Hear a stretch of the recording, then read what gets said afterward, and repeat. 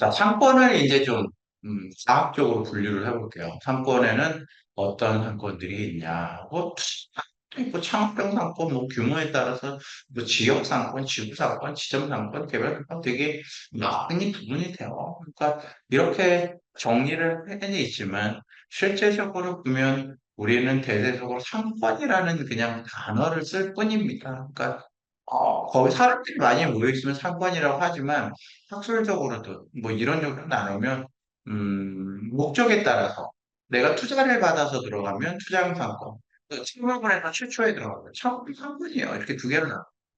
규모에 따라서는 이 지역 상권, 지역 가장 큰 범위죠. 서울시에서도 강남, 이거 지역으로 구분할 수 있어요. 지역 내에 강남구는 지구상권이죠. 강남구는 지구상권이에요. 강남구 내에 또 있다. 거리는 지정상권이에요. 그리고 나서 그 상권 안에 내 매장의 주변, 이게 개별상권이에요. 이거 규모가 점점 줄어드니까 이걸 우리는 규모에 따른 상권 구분이다. 고 얘기를 합니다. 또 내가 들어가려고 하는 매장의 환경이 어떻냐? 라고 해서 오피스 근무하시는 분들이 많아. 그러면은 그거 오피스 상권이에요. 그러니까 퇴근 후에 사람들이 거주하는 신도시와 같은 데들, 또 강북구와 같은 데들, 이건 이제 주택가 상권이라고 또 합니다. 그러니까 주택가 상권에 맞는 것 브랜드들은 또 있을 테니까. 그리고 또 길거리에 많은 간판들이 줄지어 있는 남대문과 같은 데, 종로와 같은 데는 번화하죠. 그럼 우리는 번화가 상권이라고 합니다. 사람들이 많이 지나가니까 유동인구가 많으니까. 또 역 있죠? 강남역, 서초역, 홍대역 등. 이 역을 주변으로 매장들이 근거리에 발생하는 역세권 상권. 그리고 또 가장 소비력이 왕성한 학생들이 모여있는 학교 앞에 대학가 상권.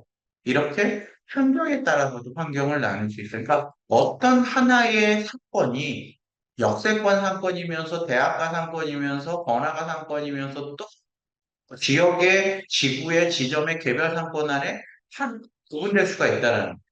그러니까 상권의 이름이 다양할 뿐이지. 근데 우리는 그걸 통틀어서 보다 그냥 상권이다라고 부른다는 거죠.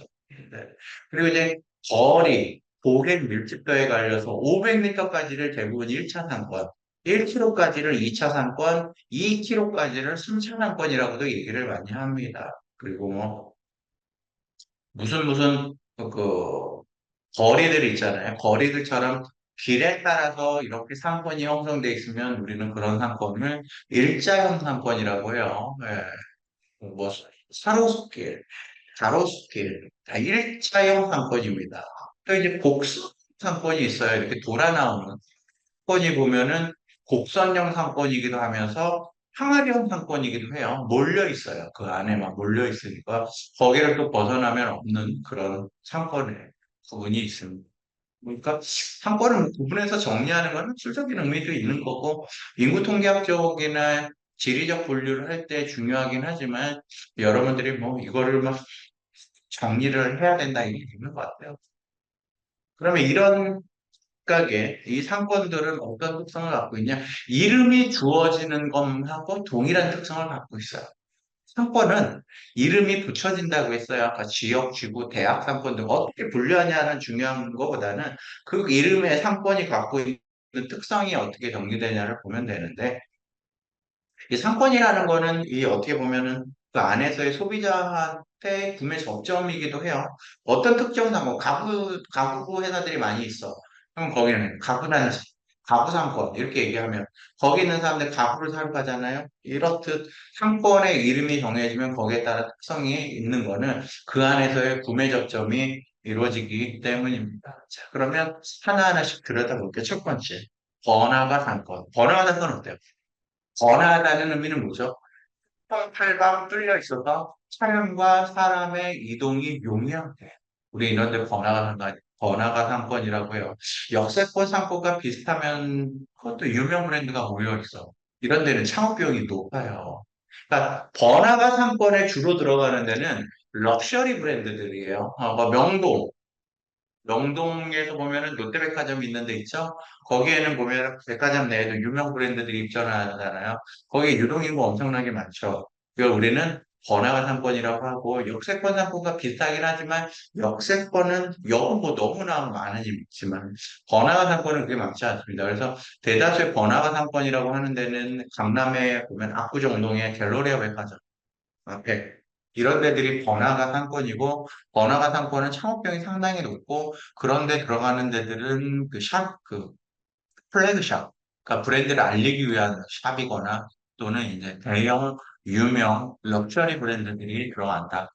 또 대학가 상권, 소비층이 어때요? 대학가 상권은 학생들은 저렴하면서 실속있고 그리고 서비스가 많은 게 좋죠. 서비스는 맥주 하나 시켰는데 안주를 준다든가 안주만 시켰는데 맥주를 준다든가 뭐 말도 안 되는 서비스를 주는 데들. 근데 대학가 상권은 그래서 가격대가 저렴한 브랜드들이 좀 많이 들어가는 경향성이 있는데 이 대학가 상권의 특징 중에 하나가 방학 때 썰물처럼 밀물처럼 들어왔다 빠져나가죠. 방학 때 학생이 없어요. 뭐, 다 서울에만 살면 좋겠지만, 지방에 사는 학생들은 고향으로 내려가야 되고, 또 아르바이트를 하려는 학생들은 아르바이트 소재지가 있는 데로도 이동을 해야 되는 등, 여러 가지 사유로 학교에 공부하는 학생들이 많이 줄어들어요. 물론, 제가 학교를 다닐 때보다는 덜한 것 같아요. 제가 학교 다닐 때만 하더라도 방학 때면 고향 내려가고 학교에 학생이 진짜 없었는데 지금은 그렇지 않죠. 교통시설이 발달을 해서 그리고 또 방학에는 여러분들도 공부하잖아요. 자격증이나 뭐 고시 준비나 각각의 상황에 따라 다양한 공부를 하기 위해서 학교에 나오는 경우가 많아요. 그래서 예전만큼 그래도 아직은 그 모든 학교도 그냥 그런 건 아니지만 지방 학교도 그렇고 학교 앞은 상권의 두드러진 특징은 방학 때 매출이 급감하고 또 학기 중에는 매출이 늘어난다. 이거. 역세권 상권입니다. 역세라는 거는 역이 지나간다라는 의미인데 지하철만 역세권은 아니에요. 버스 터미널, 기차역 이런 데들도 전부 역세권입니다. 그러니까 신촌이 역세권 상권이었던 이유는 기차역과 지하철역이 다 지나가죠. 서울역은 어때요? 서울역 기차역에 종결지기도 하고 출발지기도 하고 용산역도 마찬가지죠. 이런 데들. 그 다음에 버스는 남부터미널이라든가 강남 고속버스 터미널에 상권이 발생이 잘 돼 있죠. 버스나 기차를 타기 위한 유동인구들이 상당히 많잖아요. 근데 이 지하철뿐만 아니라 역세권 상권은 기본적으로 유동인구의 수가 상당히 많아요. 근데 유동인구가 많다라는 거는 고객을 잡을 때 이 고객은 흘러가다가 이 매장을 들어오게 해야 되는 거예요. 그러니까 이 브랜드가 보여지는 특징이 명확하지 않으면 흘러간 고객이 거기를 다시 올 수 있는 확률이 그렇게 많지가 않아요. 저 같아도 남부터미널을 평생에 한 번 이용할까? 남부터미널에 갈 일이 없어요. 왜냐면 뭐 버스를 타고 어디를 가지를 않아. 저희는 SRT, 하남에 사니까 수서에 와서 SRT밖에 이용을 하지 않아요. 지방을 가게 되면. 버스는 뭐 한 번인가 타봤던 것 같아요. 그러면 제가 그 지역을 지나가다가 브랜드를 선택한다면 어떻게 선택을 할까? 제 눈에 띄어야겠죠, 우선은. 예. 또는 제가 항상 경험해봤던 브랜드를 찾아가려고 하는 습관이 생기겠죠. 지역과 상관없이. 예. 그리고 복합권 상권입니다. 여러 가지 현재 주택가면서 오피스면서 역세권이면서 최근에 이 서울을 보면 복합권 상권이 많아요. 역세권인지 근데 대학 가면서 번화 다 섞여 있어요. 다 섞여 있다 보니까 그냥 복합권 상권이라고 해서 이 안에는 다 들어가 있다라는 거죠. 그래서 이 복합권 상권의 특징은 어디에 있냐? 신림동. 신림동은 보면 뒤에는 주거인데 서울대라는 학교가 있고 옆에는 상권이 상당히 발달돼 있어요. 신림동이. 그러니까 신림동 같은 경우에는 오피스, 주택권, 역세권, 번화가 섞여 있어요. 다 있어요. 학교 있죠. 그 뒤에 주택 아파트 풍부하죠. 지하철 지나가고 버스 지나가요. 그런데도 술 브랜드, 노래방 브랜드들이 편하게 많이 들어가 있어. 이런 데 우리는 복합권 상권이다. 자, 아파트 상권은 쉽죠. 아파트가 있으면 아파트 상권이에요. 근데 아파트 상권은 이 단지의 사이즈에 따라서 소득 차이가 있기 때문에 예를 들어서 임대 아파트들이 모여있는 임대 아파트 주거 단지 앞에다가 고급 브랜드를 만들어 놓으면 안 팔리죠. 그런데 압구정 갤러리아 백화점 옆에 있는 현대 아파트 옆에는 소비력이 일반 사람들이 살잖아요. 그래서 이 아파트 상권은 아파트의 평수나 아파트가 위치한 지역에 따라서 경제력과 소비 유형이 완전히 확연하게 달라집니다.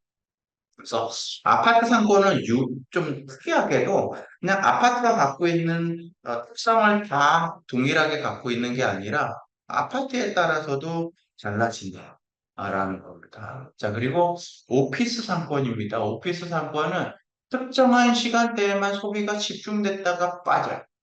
소비층은, 소비층은. 오피스 상권에서 주력 소비층은 나이 많은 사람이 아니라 젊은 직장인들과 또는 그 오피스 상권에 지나다니는 학생들이 많아요. 왜 그럴까요? 그러니까 제가 만약에 오피스 상권이 있어도 저는 오피스 상권에서 뭔가를 잘 하지 않아요. 거룩한 거 싫고 오히려 거주지로 이동을 해서 식사를 한다던가 조용한 곳으로 오히려 찾아가지 힘들게 제가 오피스 상권 내에서 번잡한 특히나 오피스 상권의 특징이 적임자 앞에 너무 사람이 몰려서 번잡해요. 근데 오피스 상권의 특징은 또 한 브랜드들이 많아요. 한 브랜드들이. 그렇지만 사람마다 요즘 자, 입지의 분류입니다. 입지의 분류.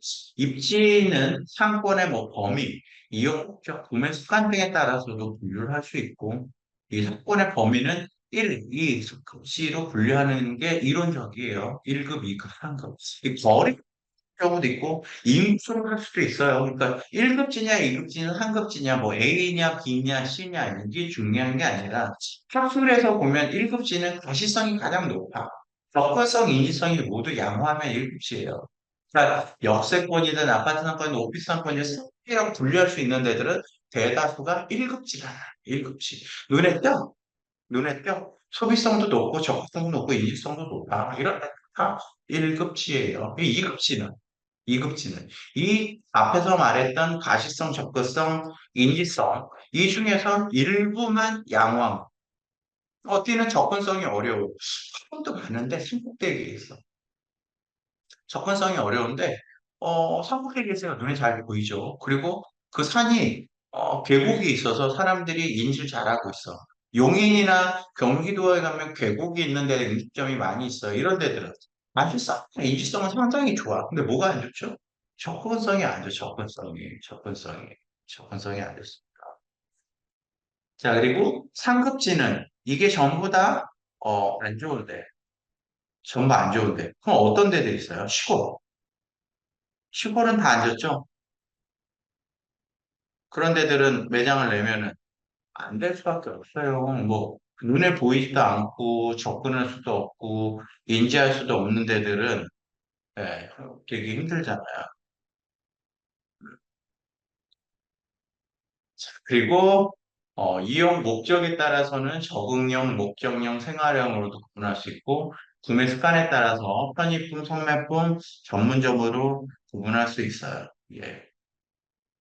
우리가, 뭐를 살 거냐라고 할 때 사람들은 명확한 목적을 가지고 합니다.